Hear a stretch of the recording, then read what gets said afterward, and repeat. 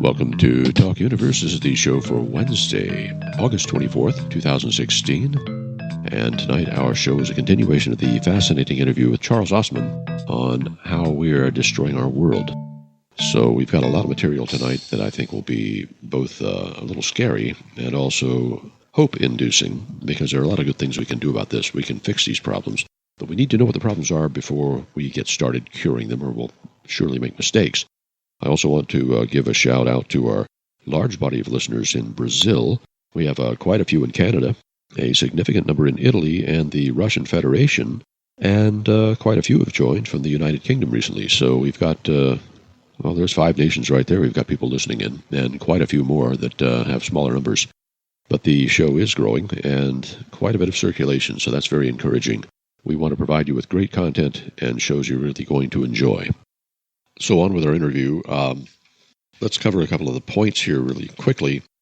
When we were talking with Charles Ostman, we had identified a number of things that stand out as real dangers to our survival on this planet, and one of them is the loss of species. It's very clear that a lot of animals and plants and other organisms are becoming extinct at an incredible rate, and what humanity is doing is changing the planet.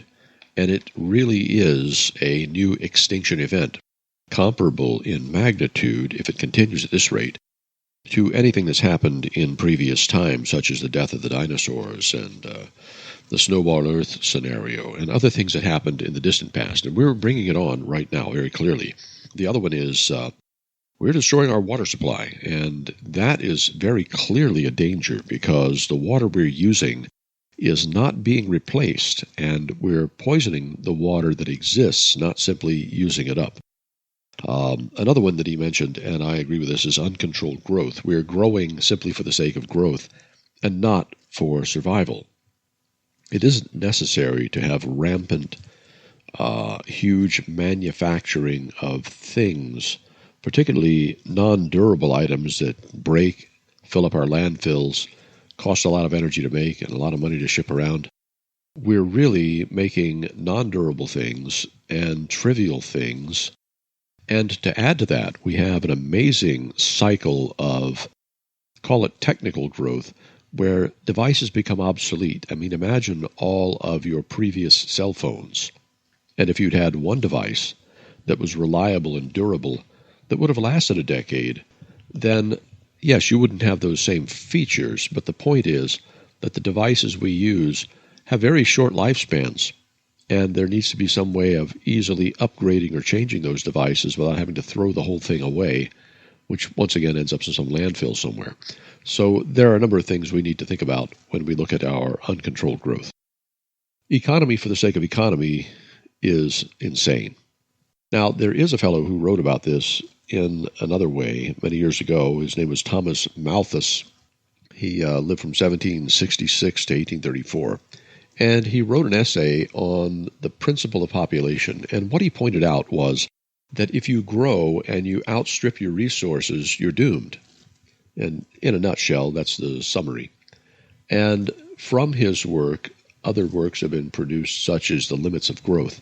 Now, we understand that as technology changes, the limit of growth isn't necessarily linearly related to the resources we have. In times past, you knew that if, let's say, you had wolves and rabbits, as an example, if the rabbit population exploded, then the wolf population would grow rapidly to follow it. And if the rabbits started being overhunted, the wolves would starve and die. And so we had this cycle where the rabbit population and the wolf population followed each other very closely. And this sort of an artifact is common in many, many situations in nature. In fact, nature is pretty much predicated on it. But it's not as simple as one species following another. In most cases, what will happen is you have 4 or 5 food species and 2 or 3 predator species, and they're at different layers or different levels in the food pyramid. And basically, what will happen is something will allow one basic food to diminish while another grows, and the predators will shift what they're eating. But if the growth of the predator population is out of control, then we can actually lose the basis of their food chain, and the whole thing begins to collapse. We look at Easter Island, where they used up all their trees, and they were doomed. We have to be smarter than this. We have to do something to prevent this sort of catastrophe, and we have a number of them going on. So I'm going to recommend a book, and the book is The Limits of Growth. And it is not the book that Malthus wrote. However, it's a derivative of that, and the book is available just about anywhere. The Limits to Growth, Malthus and the Classical Economists, and it's by E.A. Wrigley. You can find it on Amazon. In essence, it is a description of what causes populations to grow, stabilize, and decline, and what we have to do in order to survive if you really get down to it. For our Singularity segment, we have a number of really fascinating news articles. A lot of us remember the promise of carbon nanotubes and how the materials were as strong as diamond, if not stronger, and gave us the possibilities of making semiconductors with new properties such as being transparent. Researchers at the McMaster University in Canada have finally figured out a wonderful way to purify the single-wall carbon nanotubes. The flexible structures are only a nanometer in diameter and thousands of times longer, and they believe that it could replace silicon and revolutionize our semiconductors. So that's a great piece of improved technology. Also, I found this really fascinating. Neuroscientists have been able to identify the link to the adrenal gland, the adrenal medulla, from the higher cortex in the brain. And this is the mind-body connection that has been so difficult to define for so long. Neuroscientists at the University of Pittsburgh have found the neural networks that hook the cerebral cortex to the adrenal medulla. Now that's the inner part of the adrenal gland above each kidney, which is responsible for the body's rapid response to stressful situations. In other words, when you feel emotions, you're not actually feeling emotion. What you're really feeling is your body's visceral response to the release of chemistries that make it prepare for fight or flight or for other situations. So emotion isn't what you think it is. It's actually you're feeling how your body's responses change. And here's another fascinating article for the Singularity Watch.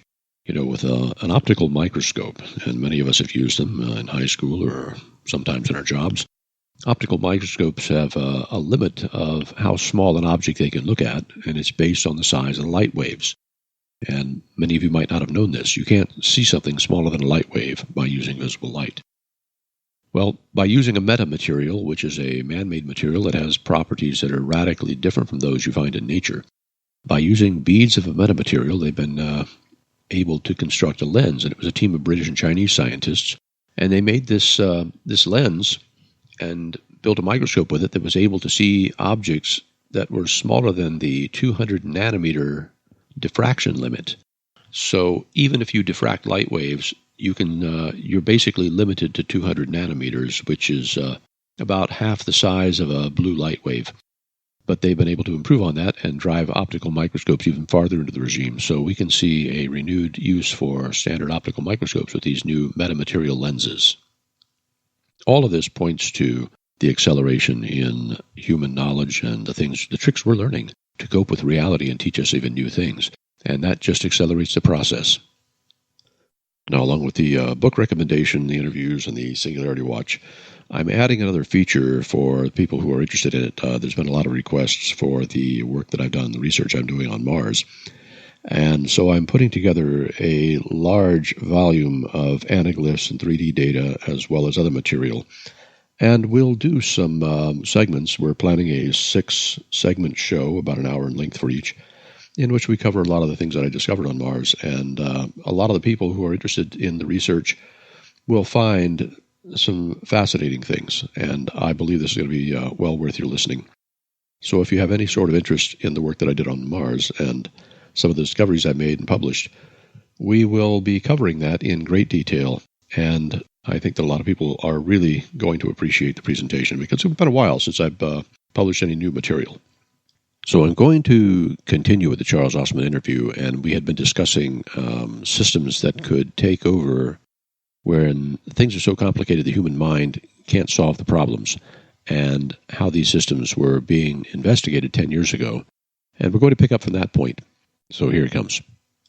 But looking for a way to have a system-level management mechanism that was not distracted by the psychological noise of human perception or lack thereof, perhaps, that was already seen as a global scale thing of interest. And from a strategic perspective, even though maybe the mechanics of implementing that kind of a system wasn't exactly ready quite yet, although the pieces of the puzzle were certainly there, clearly the interest in seeing this come to pass was already there. So the question arose, and I kind of remember this rather distinctly, who gets to determine what the chain of command or authority mechanism is in this context? Nobody really had a precise answer, but I just found it kind of fascinating that, at Lockheed, of all places, this would be like the core interest. And I can assure you that at other places, other think tanks, I remember having a chat with the folks at RAND at one point, even a few years before that, or again, this was very much the top of the jour. So I would suggest to you, and this is maybe getting a little more cosmic, but I would suggest to you that in other worlds, I tend to view life as common as beach sand. I mean, out in the cosmic scale of things, many, many worlds have had probably very similar development paths where the life form in question, be it humanoid type or something completely different, doesn't really matter. But whatever the life form type is, they get to us, they clump around for many millennia. In small increments, they cross certain thresholds of social complexity, of technology development, establishing trade, that kind of thing. And then all of a sudden, it's a big burst where everything goes vertical for a blink of an eye, as it were. And the civilization in question has probably a handful of decades at most to figure out how to manage the planetary resource base while at the same time radically increasing the population, at the same time digesting the available resources, the low-hanging fruit resources, in a very short amount of time. And inside that window, they also maybe have the capacity to leave that world and start going elsewhere to harvest the resources they need, that sort of thing. But it's kind of a one-shot deal. They have this window of time in which to figure this out.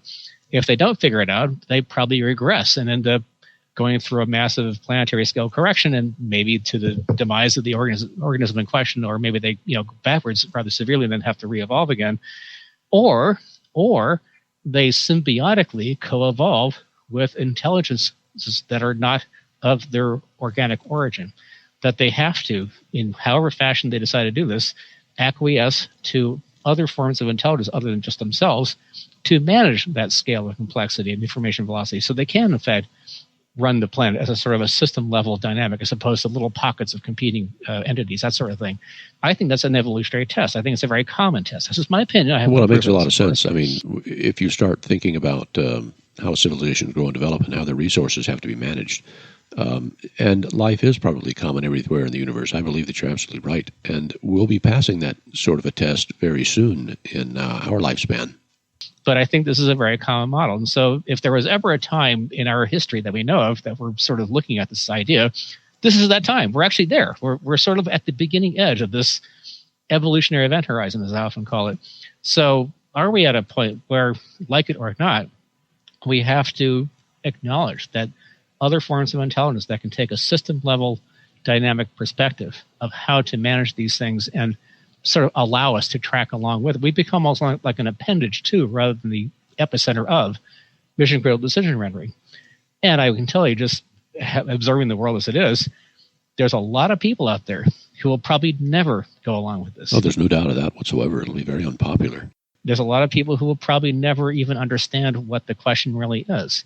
And I'm saying that not in a way to be derogatory. I'm just saying, as sort of a matter of fact, how does this translate into a pretty short length of time, a decade or two at most, perhaps, where we still have this window of opportunity to kind of reorient how we're doing things until, we're kind of across this threshold and it goes downward spiral from that point onward. So maybe at a certain threshold, it becomes involuntary, not because it's part of some evil scheme, but just because it's required. It's just the next evolutionary step. So basically what we're saying is it becomes so complicated that the ability of a human being to figure the issues out and solve it properly becomes very difficult. And then we look at other entities, as you mentioned, and they probably could very well be artificial intelligence entities, which makes a lot of sense. And we don't know if they're going to be able to make decisions the same way we would want them to be made. And so passing authority to that sort of an entity becomes a real issue. People aren't going to want to do that. So, I mean, what do you think about that? I mean, we did talk about our AI and what you're feeling.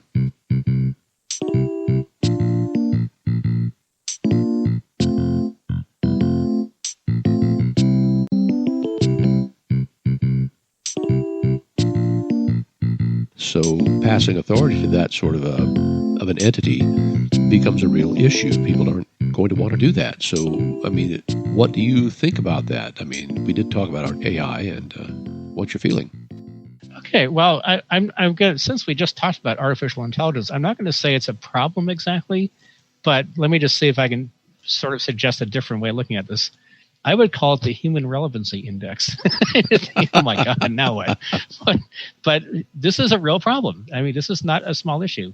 We are stepping into an era, and again, I'm saying this very, very carefully, where the relevancy of human activity becomes ever less so. And let me see if I can explain this. In IBT, International Business Times, this just came out like 2 weeks ago, their projection was that by the year 2020, 137 million people in Asia would become unemployed. 137 robotics million. And AI. I can tell you from direct knowledge here, just people I work with and people I'm familiar with, that there are already, for instance, the IBM Watson system. You can now, if you wish, you can buy or you can purchase access to their outsourcing AI engine. It's called ROS, and there already are law offices, medical practices, and quite a variety of other management service entities, you might say, that are now using an enhanced AI engine as a core part of their operations. In fact, the next big thing, most people think in terms of robotics or smart AI and robotics are converging as replacing hands-on workers in all kinds of fields, which, by the way, is already happening. What they probably don't know for the moment is that the next thing on the queue is going to be mid-level management. And there's been quite a number of publications which have actually cited this, and they actually even give timelines for by year X number of mid-level managers in all these different companies and organizations are going to be replaced by the preferable, if you will, AI resource base. Well, it sounds like a lot of people are going to be out of work. And you have an ever larger percentage of the population worldwide being displaced by this sort of new form of non-human intelligence, this sort of non-human entity, as it were. What do you do? How do you find relevancy for all these people that are probably going to be somewhat excluded from some kind of a functional participation in whatever future economic systems evolve? That's a real problem. It may be slightly different than the kind of problems you were looking at, but as I see it, this is probably one of the biggest problems hovering on our horizon. Now, that could be tied directly to population growth, and actually the rate of population growth is tapering off a little bit. Al Gore made his famous, presentations a number of years ago, going back to global warming, by the way, and a lot of the stuff he presented, I was a little bit less than actually believing in entirely. But the one thing he did cite that I think was actually spot on was the population growth factor affecting how we value what's relevant in our world.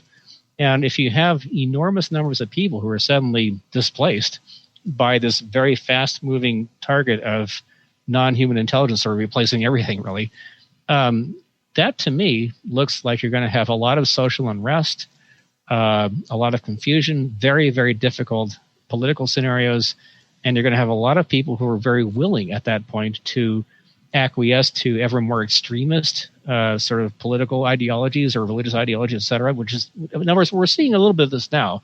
You have large numbers of people who are completely disenfranchised. They have no real future per se, and they become very easy manipulated targets, if you will, of extremist ideologies. And sadly, you see some pretty horrible results of that.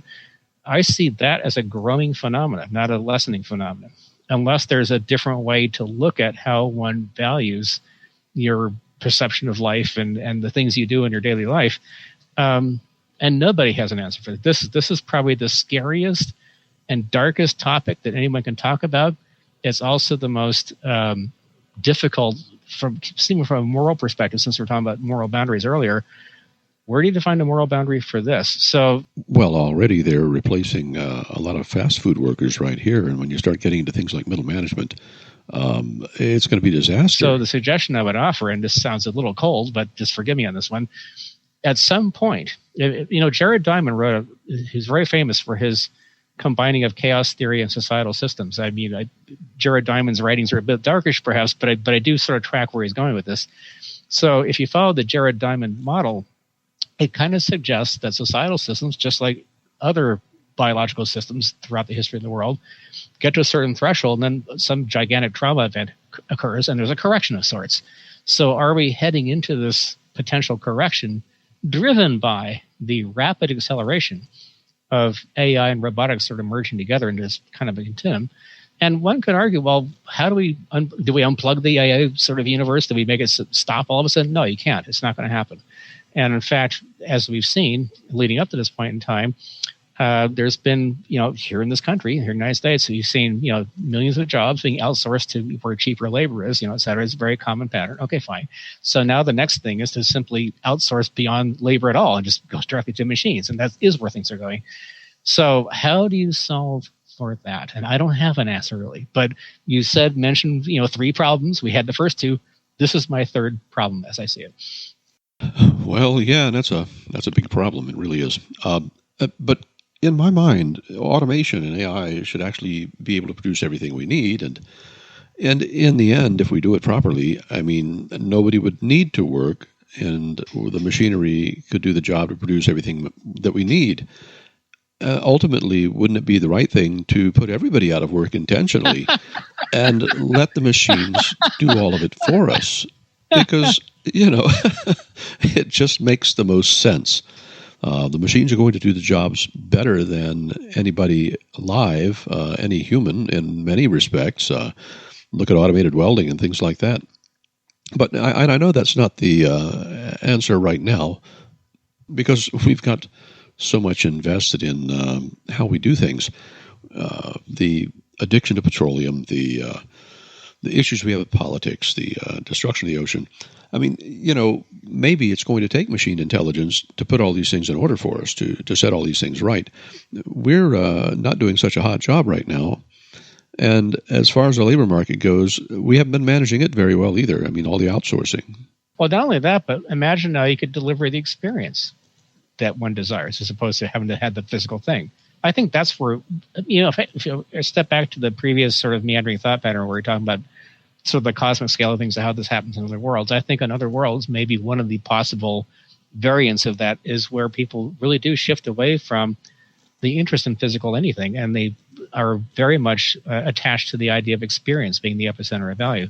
And we're sort of seeing little bits and pieces of that now. The emergent virtual reality world is kind of like a snippet of that idea.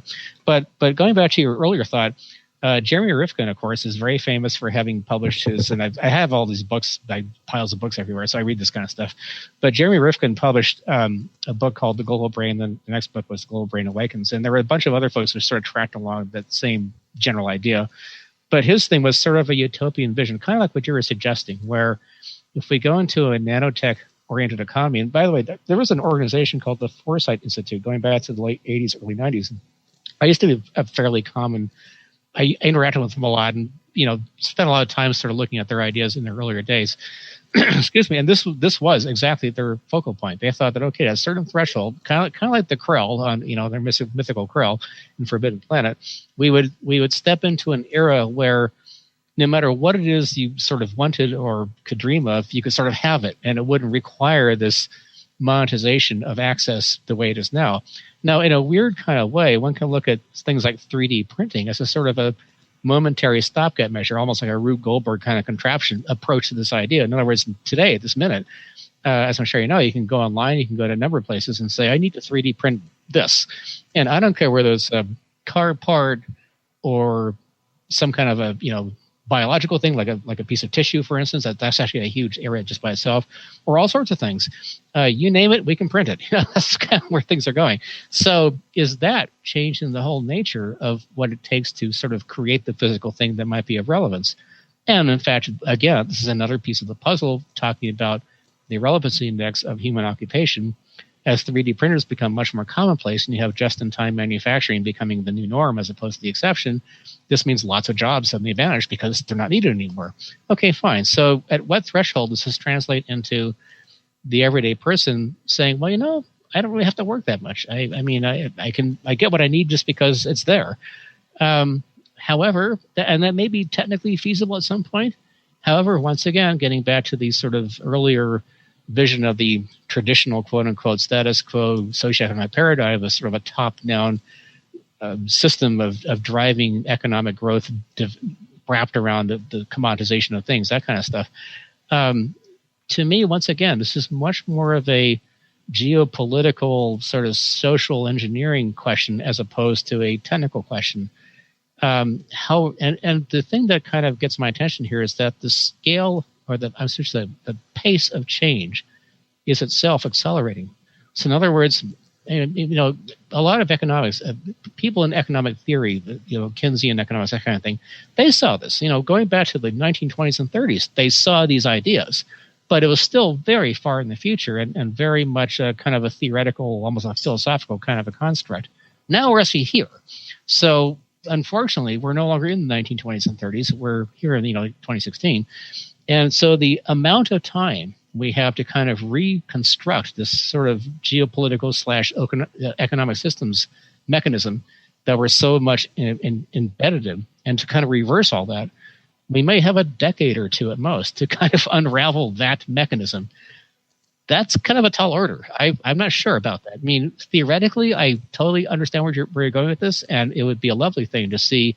I mean, as an example, I think it's in Switzerland right now, there's actually a proposal going around to say that, okay, by the year 20, whatever it is, we're going to start paying people just a basic existence fee. In other words, a lot of folks in various parts of the world, they get this. They already see this trend coming. So they're trying to invent a kind of a socioeconomic scheme to maybe make this less painful. So one of the schemes that's sort of coming up to the surface and being talked about is an idea where everybody just gets a paycheck. There's lots of people here in this country, in the USA, who are already on government assistance, as it were, for various reasons.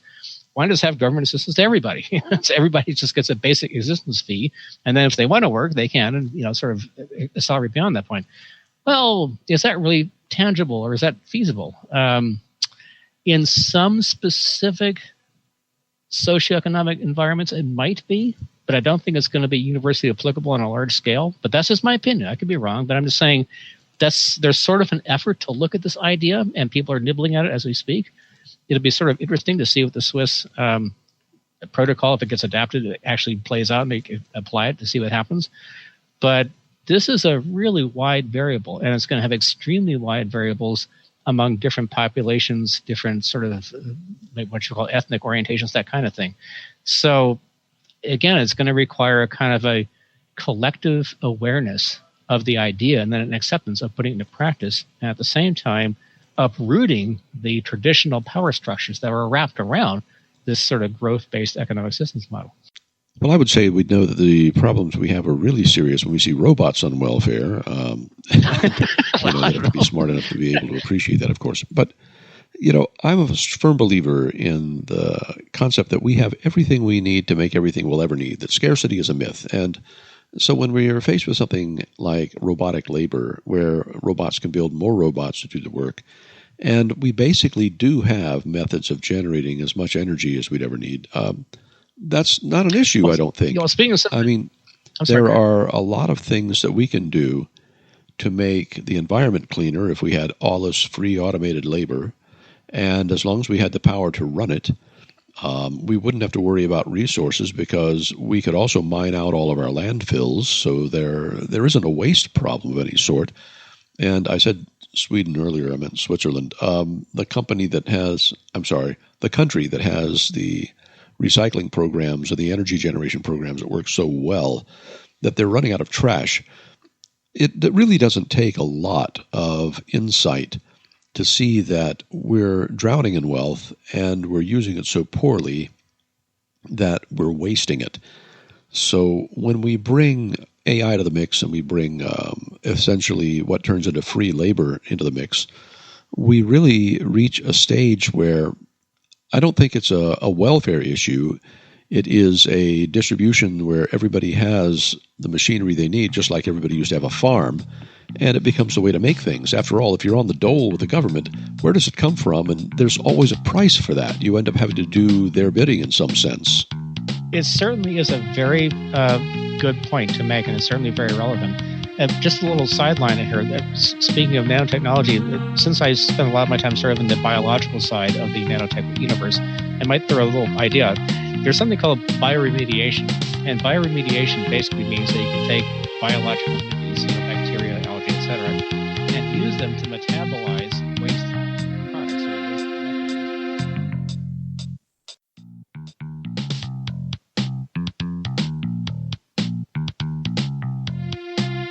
it certainly is a very good point to make, and it's certainly very relevant.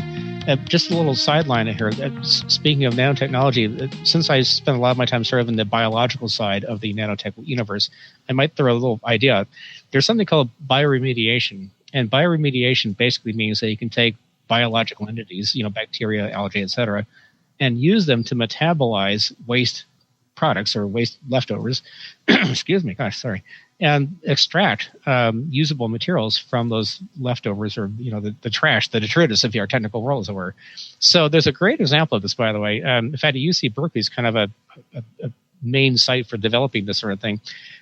And I don't remember the specific country in Africa. It was one of the Western African countries, and I'm sorry I don't recall which one. But it was kind of famous because, as you probably know, a lot of our leftover, all the stuff we have around us, all of our smartphones and our computers and all the electronic gadgets in our kitchen, all this kind of stuff. Well, as you were saying so correctly just a few minutes ago, we've been trained to throw the stuff away. Every 6 months we got to get the latest iPhone 12 or whatever the hell the thing is, that kind of thing. Okay, fine. So where's all the leftovers go? Well, they end up in these gigantic sludge pits, typically and mostly in so-called third world developing countries, and Africa, sadly, has been one of the main repositories of this sort of thing. So there was this particular area in this Western African country where it was a really horrible, just a nightmare, just a giant pile of all the circuit boards and all the stuff that's all the components sort of dissolving away and rusting away out there in the wilderness. So it turns out, excuse me, that one of the bioremediation sort of synthetic bio solutions was developed, a type of bacteria that could break down not just the plastics and so on, but what they were going for was being able to reharvest and recycle the rare earth materials, the specialized metals and the other elements that are used that make a lot of our high-tech stuff possible. And it turns out that what had been seen as a really dark, predatory, the big Western companies, sort of besieging this Western African country and then bribing the local officials or local warlord to let them dump all the stuff there. Well, it turns out they brought some of the bioremediation, synthetic bioorganisms there, and they began to let these organisms metabolize the content of their sludge sites. And at a profit, they were able to harvest a bunch of these rare earth materials and sell them back into the technosphere, as it were. And the local folks there suddenly were getting a profit from what had been this rather predatory dumping of all this toxic stuff on their land. They now have become a profit-bearing entity based on the usage of these sort of bioremediation, synthetically contrived biological entities. So, as a kind of like a little side note, I think we do have the capacity actually to not only recycle much more intelligently, but even in the case of specialized metals and alloys and that sort of thing, we can certainly use these materials much more precisely and not have to use nearly the large volumes that were common in an earlier era. At the same time, become much more specific about how we can recapture things that otherwise would have been thrown away or dumped in the ocean, et cetera. So is there a motivation to do that? Yes, there is. Can it even become a profitable venture? Yes, it can. Can developing economies that used to be the dump sites for this stuff, the leftovers of the Western world, suddenly turn this around and actually begin to harvest these resources and put them back into sort of a recycling system, as it were? Yes. So I just offer that as like one sort of little side note, but it kind of, as a metaphor, suggests kind of a larger way of looking at things. So there is light at the end of the tunnel, and we can see that by using microbes, they've been able to recover these materials that otherwise would have been inaccessible.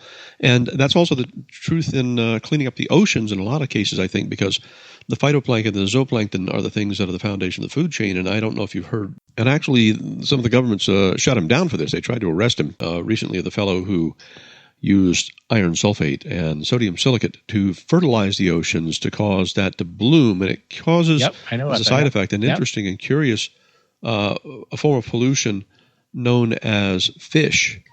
So quite successful. Yeah, I know. I'm actually quite aware of that particular scenario, and there's been a bunch of these like this examples actually. And what happens in those situations, and again, this gets back to the very questionable, iffy, sort of dark territory of where does the IA step in versus the human, sort of decision-making process.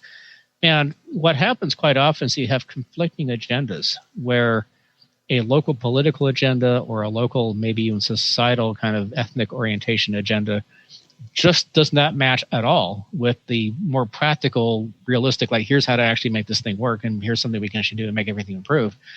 And so you deal with these, very, very complicated social mismatches of reality and perceptions of what the value should be. A tiny example, and this may be kind of a bad example, but I'll just throw it out there.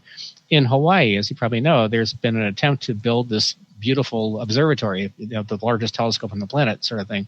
But because it violates the the ritualistic or religious beliefs of the local people there, they see putting the observatory there as this horrible violation of their sacred mountain, which I do. Look, I respect that. I get it. I would never want to intrude on somebody else's spiritual or sort of societal way of looking at things. I'm very tolerant of that. But what I'm getting at is the rigid, sort of almost fanatical resistance to allowing even a telescope to be put on their mountain, even though it would be a wonderful thing. It would actually bring employment and it would further human knowledge. And I think everybody, including the local people there in Hawaii, would actually all benefit in a larger scheme of things. Just the microcosm of, no, this is our sacred thing and we cannot possibly tolerate any consideration other than our particular way of looking at this one thing. That mindset was a perfect example of what you just articulated with the attempts to deal with Arctic oceans and so on. The point is, these kinds of mismatches of reality are going to increase in scale and severity in terms of a reality gap between what actually makes macro sense but cannot possibly cross impenetrable sort of social boundaries. Well, you've got an excellent point there. And I think just looking at how big companies appear to take over a lot of our interests, and sometimes it looks more sinister than it is, but other times you really have to question how an entity can make a decision that we don't agree with. And I mean, look at just alternative energy, for example. Any one of us is tied to a grid, and if you have your own alternative power, power companies don't generally tend to like it. They rearrange the rate structure so it appears that they're taxing you, or they're making it look like they need to charge you for generating your own power. And that doesn't necessarily need to be the case, because when we're tied to a grid, it's vulnerable to attack. And if we're independent, we're not vulnerable. And so why would somebody decide that a government or a company can dictate to us we have to pay them for the privilege of making our own electrical power, or that we have to be tied to their grid? That doesn't make social sense. Well, and as a matter of fact, I 100% agree with you in the sense that in too many cases, in fact, probably the vast majority of cases, particularly when you have large corporate interests who are trying to dominate some region so they can glomp onto the local resource at the moment. Access to water, by the way, maybe the largest of these, but the whole idea of these corporate entities which just sort of swoop in and manipulate whatever the social belief system of the moment might happen to be to suit their interest, usually with rather dark intentions. Yes, we've seen way too many examples of this, going back to the rainforest and going back to oil drilling and mining for gold and mining for rare. Tantalum is a good example, by the way. Particularly, if we didn't have tantalum, none of your fancy smartphone gadgets would exist ever. They would just stop. We have to have tantalum, and that's like one of quite a variety of elements. But I just sort of picked that one because getting access to the tantalum was a particularly horrendous and toxic mechanism to get at it and refine it in a useful form. And there's lots of examples like this, by the way, but that's like the one I picked. So you have these large corporate entities which hover overhead and do whatever they've got to do. They bribe whoever they have to do. They market their PR thing to sort of suit the agenda of the moment. It's very clever scheming, as it were, on a grand scale. So the idea of trust is the idea of commoditized trust. It sounds kind of strange, but people have learned to not trust what they're being told. This is a known, and for very understandable reasons. I myself being one of them. I don't trust most of what I'm told these days unless I research it rather carefully. And even the most basic, ordinary indigenous tribe type of people have learned not to trust what they're told because it's probably going to be a lie. It's probably going to have some, dark outcome. So how do you sort of get around the barrier that says, well, wait a second, actually, we're going to present a different kind of paradigm. Just listen to us carefully and see if you can see why we're doing this. A lot of people have been trained to not listen to anybody. They're going to cling to, in fact, the more chaotic, this gets back to the Jared Diamond, chaos theory meets societal systems model, but the more chaotic things become and the more times people have been burned, if you will, the more they retreat into fundamentalist religious belief systems, which is kind of what we're seeing in today's world, sadly, and they simply will not listen to anything. And just to mention the word science or technology, they immediately cling to their their sacred book or their sacred something, whatever it is. And oh, no, I get it. And I see where you're going. And the fact is we need some sort of a disinterested third party. I mean, we can't use companies or governments to do this. We need some other entity without an interest that can truthfully represent the position and the reason behind it and try to work with people on their own footing. We need someone who can reason that way with people and do it truthfully. Well, and then that goes back to our lovely idea of the non-human intelligence becoming the new dominant entity that decides where things are done and how they're done. Because if you think it's hard to convince people to listen to other people, try having them listen to a non-human intelligence form. As I said, I don't have an answer for it. It comes down to belief in a lot of cases, and people work from a position of belief rather than knowledge. And religion can be difficult to deal with if you don't feel it squares up with what you believe is reality. And what do we do? We can't just make people believe something. I mean, for instance, I find fanatical atheism just as dangerous as fanatical religious beliefs. I mean, I very much sort of track what you're saying. So in terms of the human condition being what it is, maybe for a future show, if we do more of these, the other thing I was going to tap into was this idea of direct neural interface. That is the ability to, the idea of neurological sovereignty, the idea that your perceptions, your existence, your identity is contained inside this biological contraption we call a body, and that your thought processes are confined inside your brain, or what amounts to a brain. That's changing very rapidly. And so the whole idea of neurological sovereignty expanding outward beyond, we're outsourcing our neurological sovereignty to beyond our physical presence, to this virtual domain. And as a sort of a piece of that puzzle, the idea to be able to directly interact with your neural circuitry. In other words, your thoughts are no longer confined to you. Your thoughts now become a commodity. Yes, and we need to cover that in great detail in another show soon, the mind-brain interface thing. Okay. And I think that'll be an excellent show. And we've covered so many things about the destruction of our world, but we are running short of time, unfortunately. And we're going to do more of this because this has been fantastic. Okay. Well, thank you so much for being on the show, and we're looking forward to another interview with you soon, Charles. Thank you, Charles. Have a great day. And have a great evening. Thanks.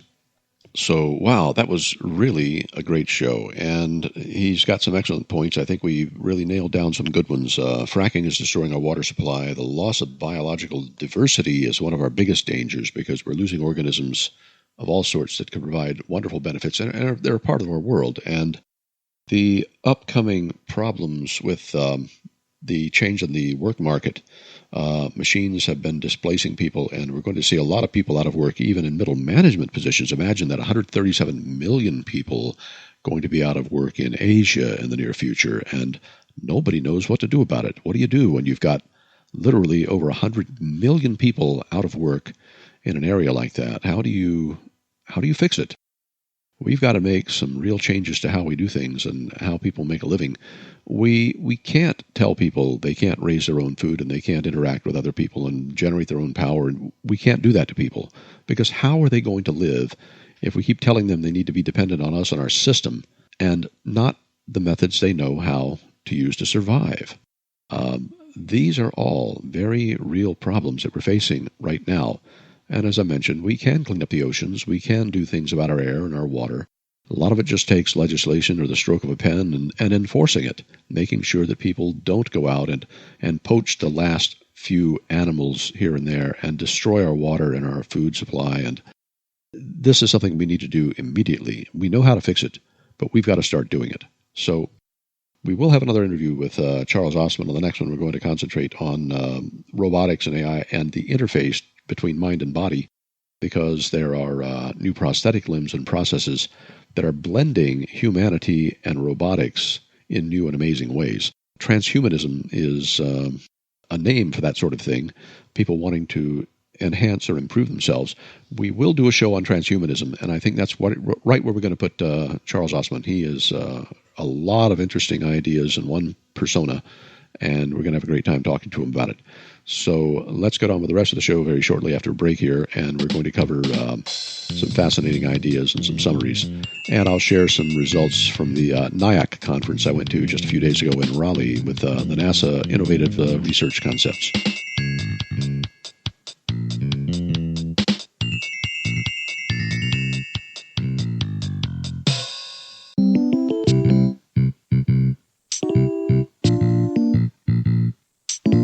So many of you will remember our interview we had just a couple of weeks back with Dr. David Brin, who is the award-winning author and a scientist and futurist. And he had some amazing things to say during the interview. I really enjoyed that. And he graciously invited me to the conference in Raleigh, North Carolina, the 2016 NIAC Symposium. This is the NASA Innovative Advanced Concepts Symposium. And so I was only able to attend the very first day of it, but well worth it. Met a lot of interesting people and saw some fascinating concepts. And a number of the scientists working on things there, such as propulsion systems and interplanetary missions and power supply, propulsion structures. Many of them have agreed to do some interviews on this show, so we're going to have some fascinating scientists and engineers from NASA and the Jet Propulsion Lab and a number of the universities appearing here to talk about some of the work that they're doing. And, of course, that's a wonderful opportunity to get it straight from the horse's mouth. And one of the most fascinating presentations was by a woman by the name of Lynn Rothschild, who's from the NASA Ames Research Center. And her presentation was Urban Biomining Meets Printable Electronics, End-to-End Destination Biological Recycling and Reprinting. Now, you remember in this interview I did with Charles Ostman, we were talking about how a lot of old electronics have been dumped in African countries and were rotting away, and some entrepreneurs had come in with microbes and recovered saleable, usable quantities of strategic materials and metals from this waste. Well, that's exactly what Dr. Rothschild does. She gene tailors the organisms so that they will selectively gather specific minerals or elements out of this microcircuitry waste. They grind up the chips to a fine powder.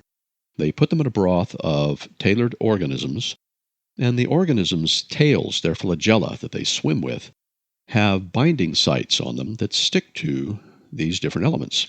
And so they're able to take that material out of the waste stream and concentrate it in a form that they can reuse. And by tailoring the organisms for specific elements, they can recover just the samarium or just the cobalt or just the gold plating or whatever very effectively. And so this is, it was astounding because it was word for word what we were talking about in the interview, and I couldn't pass up the opportunity to speak with her. So she has agreed to do an interview on an upcoming show, and we'll get together with her and talk about her work on using, of all things, CRISPR, that very low-cost available gene editing tool, to take common bacteria and make them fix our environment by recovering a lot of waste materials. That's an extremely positive and hopeful thing to hear, that there are scientists who are doing extremely beneficial work today with exceptionally available materials. So we have solutions in hand, and this was a very inspiring example of that. I had another wonderful conversation with Professor Melville P. Ulmer, who's the Director of Astrophysics at Northwestern University, and he has a fascinating concept for large-scale mirrors or reflectors in space. In specific, he was aiming at the astronomy end. But imagine being able to make a telescope mirror that's 20 or 30 meters across and being able to maintain its shape extremely accurately. And he's found a way of taking very thin, reflective, flexible plastic, like Mylar, and coating special magnetic materials on it so that he can use effectively like a hard disk write head to change how it curves so that he can correct the geometry of the reflector very, very precisely and turn it into an optical telescope. So this could bring us the ability, if you're wondering what such a large telescope would be for, this could bring us the ability to literally see the exoplanets orbiting nearby stars, to literally get pictures of those planets. Now, that's never been done before, except in very specific cases. It's extremely difficult to do. But a telescope of this resolution would allow us to actually see the planets orbiting other stars. So this is a great leap forward, and something that, because of its lightweight and non-rigid structure, could be folded up, placed in a canister like a cylinder on the top of a rocket and launched into space. And then when this thing unfolds like a big flower, it goes through a correction phase where the right head straightens out or properly curves and corrects the shape of the mirror. An amazing device. One of the things that I saw that was really interesting, Dr. David Kirtley, a young man, was working on a magnetoshell aero capture device. Now, You know, when a spacecraft has to re-enter the atmosphere or pass through the atmosphere to slow it down, it uses a heat shield. And what he's done is he has created a method of using the plasma that strikes the heat shield, the super dense compressed heated gas, and increasing the effective size of that shell electrically. And so he has a magnetic field generated inside the craft, and the magnetic field expands the effective area of the heat shield. And so we had a fascinating presentation on that, and I saw his poster showing the technology. We talked for quite a while, actually, on that and a number of subjects. So he's found a way to slow a spacecraft down without the use of fuel and to do it with a magnetic field. Fascinating concept. Now, I have a listener's question tonight, and this is not one that was sent in, but believe it or not, a number of people have asked me this, and so I've decided to answer it in the air. Many people feel that some hypothetical planet is going to come through our solar system, some call it Nibiru, and it's going to destroy the world or cause huge cataclysms. And I keep getting this, I keep hearing this every so often. Actually, it's not going to happen, and the reason for that is very simple. A planet of any significant size, of course, has a gravitational field, and we've been watching the outer solar system for a very long time. And if such a planet were out there, there is a limit to its mass, and it depends on our measurements of how the other orbits are disturbed. So if there were a planet even the size of the Earth out there, the mass that it would have would disturb the orbits of the other known bodies that we see. And that disturbance that we do measure is far too small to be accounted for by something even with the mass of the Earth. And some people say, well, it's much, much larger than that. Well, sorry guys, but if it were that massive, it would have such a disturbing effect that it would have to be something like between 10 and 40,000 times as far from the sun as the Earth, because otherwise it would stir things up so much that it would be very easy to detect. Not only that, a body of that size would be visible. You would see it. We see the planets because they're lit up by the sun. And not only that, if you don't have, let's say the object were painted jet black. Well, if that were the case, then it would have a thermal signature as well that we could pick up. So, no, there isn't a giant planet out there headed for the Earth, and if there were, it would be so far out that if it did come this way, it would take literally 30 to 40,000 years to get here. We definitely wouldn't have a giant planet come swiping through our solar system and do any damage. It would be pretty darned obvious we'd see it by now. And we don't. So that's really the end of it. There is no Nibiru coming to destroy the world. Trust me on this one. I've also recently been approached by a fellow who started telling about this amazing magnetic motor that somebody had designed that ran without any power being put in, or it generated more, let me see if I get this right, it generated more power than he put into it. Well, okay, first of all, let's clear something up about that misconception. Literally every motor is magnetic. I mean, they all work with magnetism. And it's because you either have some permanent magnets in the motor, which is generally the case in a DC motor, or you have a series of coils or windings that generate a field instead of a magnet. And most AC motors, in fact, all AC motors pretty much work that way. So motors are magnetic.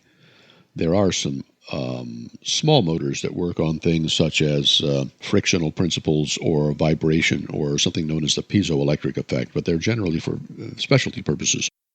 Any motor that you go out and buy, unless it's a hydraulic or pneumatic device, is going to be a magnetic motor. So the basic claim is somehow that using magnets can provide you with this unlimited source of energy. Well, that doesn't work. A magnetic field that is surrounding a magnetic field, is nothing more than a spring that you can't touch. And if you could make a motor out of a magnet that made power, well, where would it be coming from? It has to come from somewhere. If you were using up the magnetic field, then the magnet will lose its strength over time. And if you aren't, then it has to be coming from somewhere. The motors that we run all have to have electrical power because that is the source of the momentum to spin the motor. And if you don't put the momentum to spin the motor in, it doesn't just take off by itself. If you can imagine a ball on a table, a flat table, the ball doesn't start rolling just out of the blue. The same is true for a motor. It doesn't just start running out of the blue because there has to be a source of the momentum for that to happen. And if you think about it, if you could make a motor out of magnets that ran for free, then you could do the same thing with a spring. Because that's all a magnetic field is a special kind of spring that is intangible, something you can't touch. So there really isn't any, there's no magic here involved here. We can measure energy just like you can measure a cup of water. You don't have a jar that suddenly fills up with water when it's sealed for no reason. The water has to come from somewhere. And energy is the same way. It's a thing, and it has to come from somewhere. You don't get it for free. But that being said, there are some things we're doing in quantum mechanics that show that it is sometimes possible to extract energy from processes that we normally can't. Now, that looks like you're getting the energy for free, but you're not. You're taking it out of the movement of molecules in our environment. And some of those harvesting methods may be able to provide us with some significant power at some point. They've already made LEDs, light-emitting diodes, that have a much higher efficiency than you might expect. You put a small amount of power in, and they literally recruit the thermal energy from the environment around them and give it off as light. So a little bit of power acts as a catalyst for that to happen. And when you measure the efficiency of these devices, they're usually something like 200 or 300% efficient. And people start going, oh my gosh, we can run everything with that. Well, maybe, but it's going to take an awful lot of work to get to the point where you can harvest any significant amount of energy that way. Because you see, these over unity LEDs, are only putting out a few millionths of a watt of light. Now, for the eternal optimist, yes, that's more than you started with, but not really. I mean, it's already in the environment in the form of heat, and we do tap heat out of the environment sometimes using devices like thermocouples. So once again, there isn't a free ride. The energy is there all around us, but it's in forms often that we can't get to. And some of this research may show us a way to do it on the molecular scale or something in small quantities, and perhaps that can be built upon. But there are no magic bullets right now. It's like any job. You have to get out there and do it. It doesn't just do itself. Now, I was introduced to an interesting technical challenge by one of the fellows that I met, Jonathan Sauter, PhD, who was with the Jet Propulsion Lab. And he builds systems, or he's designing systems, for upcoming Venus missions. As you know, Venus is extremely hot, and electronics on the surface will die in a very short period of time. And it's because the temperature is like 450 degrees centigrade and incredible pressure. So his concept was to use all mechanical movements driven by the winds on the surface of Venus, and that's wonderful. But the one thing is, getting a radio signal or any sort of intelligence back from the surface would be difficult. And as we were talking, one of the things he mentioned was it would be very interesting to be able to generate a radio signal, but a vacuum tube is difficult to maintain when you have like 90 atmospheres of pressure. Not an unstoppable issue, but it came to my mind that it would be an interesting challenge to build a radio transmitter that works at temperatures up to 500 degrees C. You can make the condensers, the capacitors, out of materials that will withstand that, and coils can be done, and resistors can be done, and even a power supply can be made. But can anybody out there think of a simple way of making, let's say, a microwave tube that will operate at 500 C? What an interesting challenge. I've got some thoughts about it. If anybody has any ideas, send me a link on our Talk Universe site. Go to the forum and post it, or send me an email at admin@talkuniverse.org, and we'll post some solutions here. We'll discuss it. It'll be a very interesting challenge, and it could be flown to Venus one day. You never know. It'd be great to be able to hang your resume on something like that, to say that you designed a radio transmitter that would work at temperatures of 500 degrees C. And for the uninitiated, that's pretty much pretty close to 1,000 degrees Fahrenheit. So think about that a little. Are you creative? Do you feel like making an electronic gadget that works in extreme conditions? Try it out. This has been Talk Universe. Thank you for listening. We'll have a wonderful show next time for you as well. Good night.